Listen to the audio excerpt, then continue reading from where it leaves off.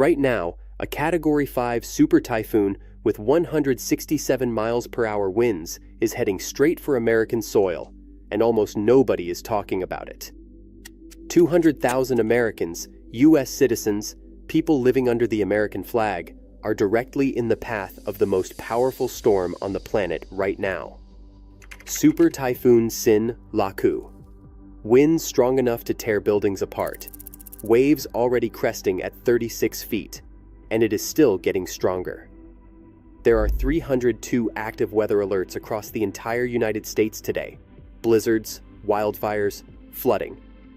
But out of all 302 of those alerts, only 2 carry the highest danger rating in existence.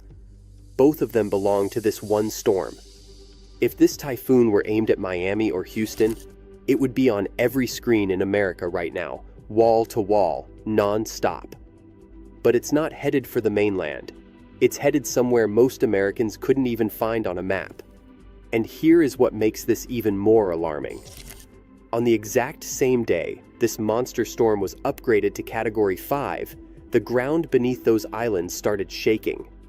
So the question isn't just whether 200,000 Americans survive a Category 5 super typhoon. The question is, what happens when the storm hits infrastructure that has already collapsed before, on islands sitting above one of the most dangerous fault lines on Earth, and the rest of America isn't even watching? Right now, the strongest tropical cyclone on the entire planet is moving through the Western Pacific with one destination locked in.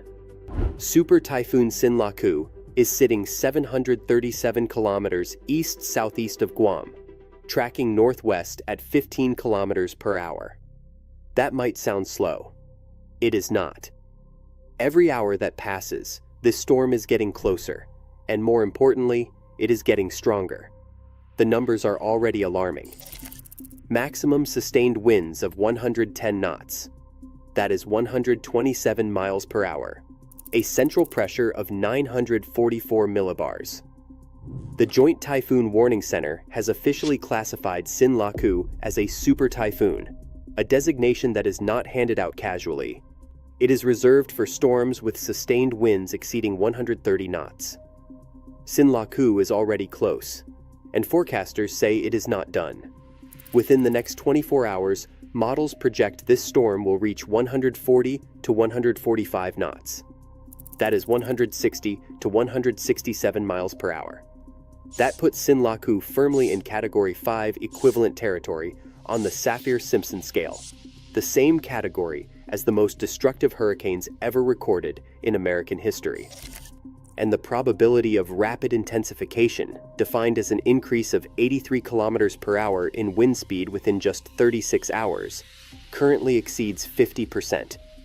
The ocean beneath this storm is warm. The atmosphere above it is favorable. Every condition needed to turn a dangerous storm into a catastrophic one is present right now. The seas around the storm are already responding. Significant wave heights have reached 11 meters.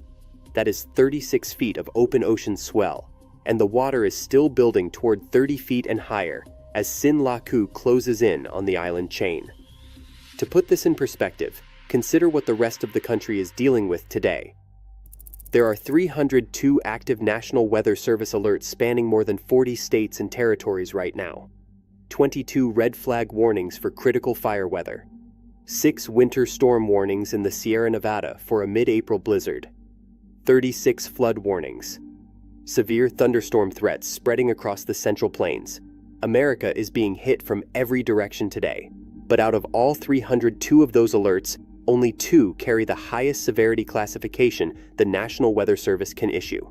The designation is extreme. Both of them belong to Super Typhoon SINLAKU.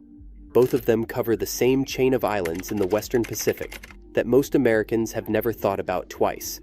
That is not just a weather statistic. That is a warning. The most dangerous storm in the country right now is not on the mainland. It is 7,000 miles to the west, and it is accelerating toward American soil. The islands in the path of this storm are not a foreign country. They are not an ally nation asking for American help. They are United States territory. The people living there are United States citizens. And right now, approximately 200,000 of them